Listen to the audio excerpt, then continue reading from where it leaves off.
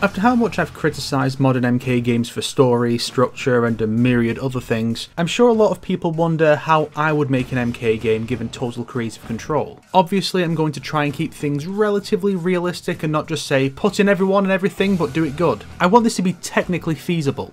So where else do we start if not story?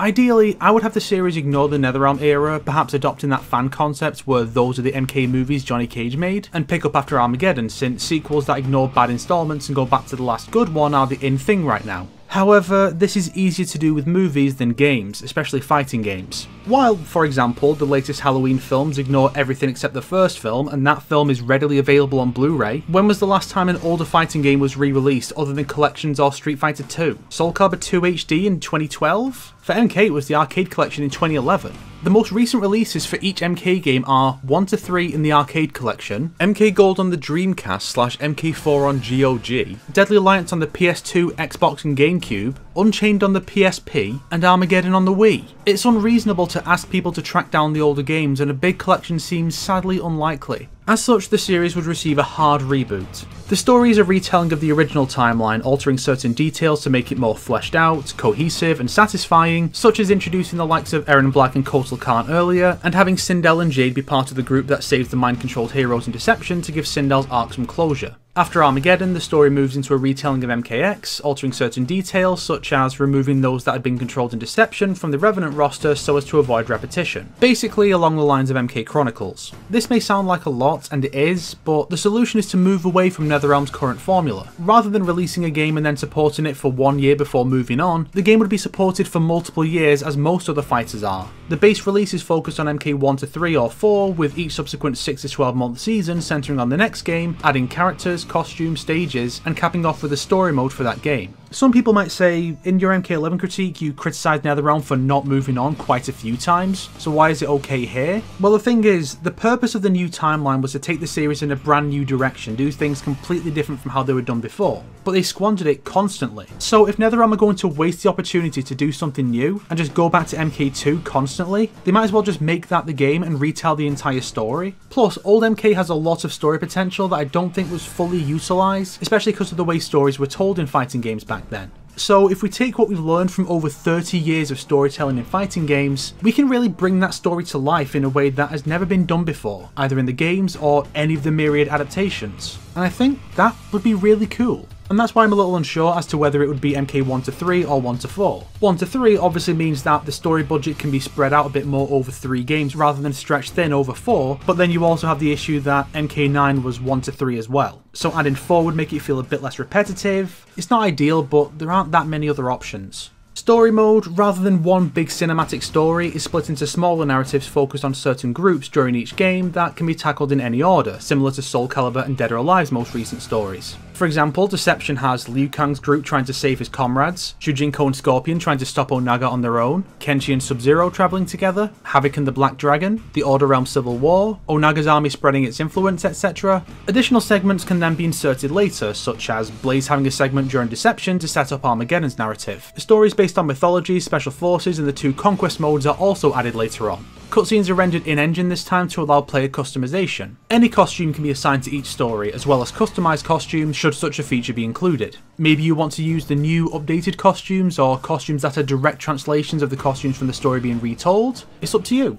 Roster. The goal with the roster is to make just about everyone playable by the end of support, even characters that have only been NPCs in the past. This is a lot of characters, so a new system is introduced to accommodate that. I've stated in the past that Injustice 2's Premier skins should have been combined with MKX's variation system to make each character feel different, even if they share a roster slot. For instance, there should be a core Flash moveset with Barry, Thorn and Jay having their own unique moves to make them differ from one another. Something similar was done with MKX's Triborg having a base moveset with variations based on each cyborg determining his appearance and special moves. A similar system exists here. Each character is assigned a base moveset that is shared by up to 4 characters. They have their own voice, stance, special moves, finishers, finishers, intro and outro animations, a few normal animations, etc., but the core moveset is shared by all of them. One example is a style used by the Kung family of Kung Lao, Kung Jin and their ancestor. One difference may be an uppercut with differing reach utilising Lao's hat, Jin's bow, and fist only for their ancestor. Such a change would naturally be controversial, but NetherRealm changes up the movesets of the MK cast so much between games anyway that I don't think that argument has much of a leg to stand on. Of course, new moves can be added over time to make the characters slightly more unique, but the goal is to have a larger roster without having over 80 unique movesets for the team to design and balance and for players to learn. The movesets would look something like this by the end. If you look at it from the perspective of giving every base roster MKX variation to a different character, it feels a lot more feasible.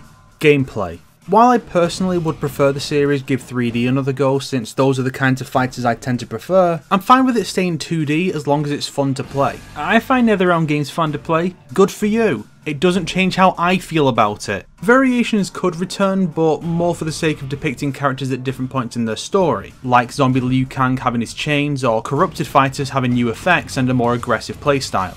Intros. Naturally, with a roster this large with unique voices for most, if not all of them, unique intros for every pair of characters, even if just one each, would not be feasible. Instead, a handful of generic lines would be used for non-specific pairs. These would be divided into basic relationship types like friendly, hostile, respectful, etc. As the story is expanded, more intros are added as character relationships expand. For example, Scorpion and Kuai Liang initially have intros relating to their MK2-3 dynamic, foes who become allies. With MK4 being added, more antagonistic lines are given to Scorpion, with more apologetic ones coming with the Deadly Alliance expansion. Finishers. A problem often faced by games is when an idea is proposed that will apply to the full cast, such as super moves, finishers, alternate costume themes, but the well of ideas evidently begins to run dry towards the end. Finishers in MK often fall into this trap, with characters like Scorpion getting the better ones, while characters with less unique abilities tend to get generic crap like Ferrator. Another issue is that some finishers seem far too violent for certain characters, such as Johnny Cage's MK11 ones, full of personality though they may be. To help mitigate these issues a little, I propose a few alterations to how finishers are designed and assigned. A wider range of finisher types are available, with each character receiving a set number of finishers that can be of any type. For instance, Eren Black may simply have 3 fatalities, while Kotal Khan may have 2 fatalities and an animality. The length and level of violence depends on the character's personality. Kano is sadistically brutal, while Sonya is efficient and professional. The finisher types are dictated by the character's personality, particularly with regards to the character's willingness to kill. Johnny Cage and Liu Kang may entirely lack fatal finishers, opting for heroic brutalities instead. Finishers in general are a lot more simple and less detailed with regards to the innards. It's just gross, and forcing the artist to look up real gore is still fucked up. And to that one guy who basically said, "You know what you're signing up for with MK" in the comments of the MK11 video, go fuck yourself, you worthless waste of semen. This also allows for a wider range of body types than we've seen in recent years. Characters may be incapable of killing or brutalising their friends and family, e.g. Sonya cannot seriously harm Cassie, Johnny, Jax or Jackie, but I'm sure that would prove controversial, so maybe not. Types. Fatality, general purpose lethal finisher. Brutality, same as the MKX and 11 version. Stage Fatality, stage specific fatality. Heroic Brutality, the character incapacitates the opponent non-lethally. Characters include Liu Kang, Kung Lao, Johnny Cage and Curtis Stryker. Animality, the character becomes an animal and attacks the opponent, some only incapacitate. Characters include Liu Kang, Scorpion, Shang Tsung, Nightwolf and Kotal Khan. Friendship, the victor strikes up a friendship with the loser. Babality, the opponent is transformed into a baby. Characters include Shang Tsung, Geras and Kronika. Harakiri, the loser commits suicide to escape a gory end. Caged, the cages use movie trickery to pull off gimmicky finishers, such as swapping the opponent out for an obvious dummy/film actor, or performing a showy beatdown for the crowd. Rival Fatality, certain characters gain special finishers only usable against certain opponents. These can be based on canonical fights and may have a more cinematic flair to the presentation with dialogue and such. Examples include Scorpion vs Bihan, Sonya vs Kano, and Kung Lao vs Shang Tsung.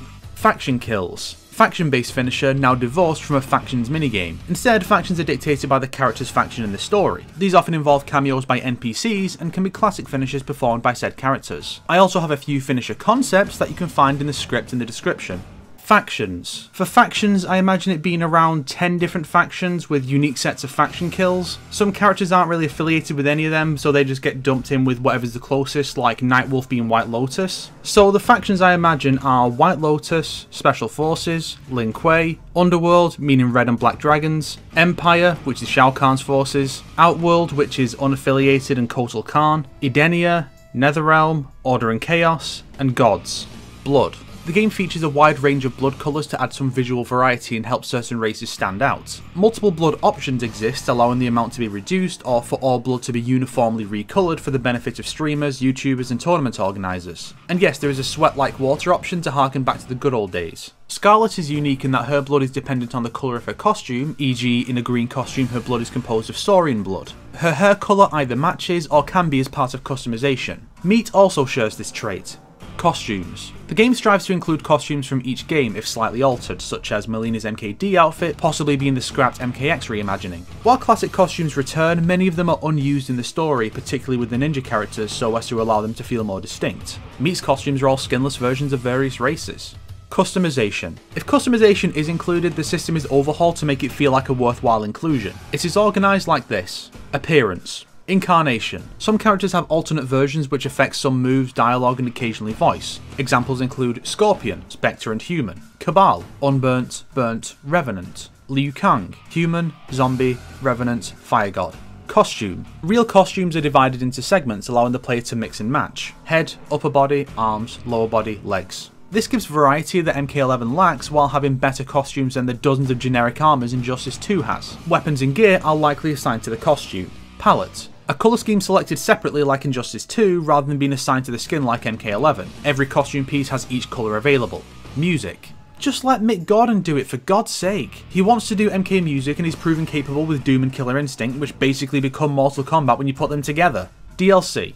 Each season lasts between 6 and 12 months, with content being specific to the next game in line. Characters. Characters from the next game are added to the roster. Each season has one guest character max. Stages. Stages from the next game are added, along with variations of existing stages and stages for guest fighters. Finishers. Finishers based on past games are added. For example, Scorpion's Animality from MK4 is added as part of that season. Intros. New intro dialogue is added to reflect the evolving relationships between the characters. Costumes. Costumes inspired by past entries are included with tweaks to look more appropriate for the character's role/personality or to diversify their existing wardrobe. For example, Scorpion's MK4 costume would be reworked to look less like UMK3, while Liu Kang's will carry over largely unchanged. New characters. Obviously you don't want the roster to just consist of existing characters, as well as characters who've only been NPCs before like Jared and maybe Argus or the other Earthrealm gods. There are also entirely brand new characters. Ideally, each DLC season would also add a brand new character, as well as having a few on the base roster. Guest fighters. I have a few ideas for guest fighters. There would be an attempt to make it line up somehow with whatever that current season's theme is. For example, if the base game is MK1 to 3, then the MK4 season could have the Doomslayer, since it's about fighting the forces of hell. And then with a game like Deadly Alliance, there might not be a clear theme to go with, so you might just add a character like Connor McLeod. If you go to the script in the description, you'll also find descriptions of the reveal trailer ideas I have for each of the guests. And that is my concept for an MK12. Got nothing more to say really, that's kind of it. But what about you guys? What would you do if you were in charge of MK12? Let me know in the comments, or maybe even make your own videos to really flesh out the ideas. We all need to come together and show NetherRealm that whatever they've got planned for MK12, it's never going to be as good as what we came up with. God, someone on r/Mortal Kombat's going to take that seriously, aren't they?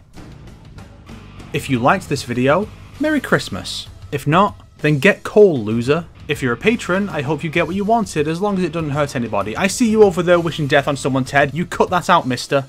Today's recommended video is Mortal Kombat 12 Predictions/Roster by Sonic RXD, because the only other MK12 content I've seen around is supposed leaks which probably came from Reddit and claimed Ash, Takeda, Serena and Havoc would make the roster like every fucking leak MK11 had. Get some standards!